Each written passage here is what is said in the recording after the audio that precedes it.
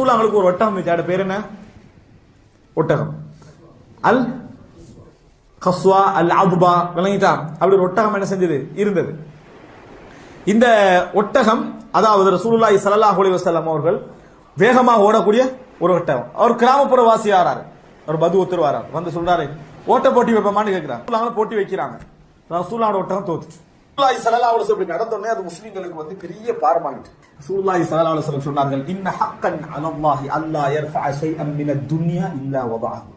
இந்த உலகத்தில் அல்லாஹ் தஆலா எதுக்கு உயர்வு கொடுத்திருந்தாலும் ஒரு முறை தாழ்த்தி விடுவது அல்லாஹ்வுடைய கடமைன்னு சொன்னாங்க.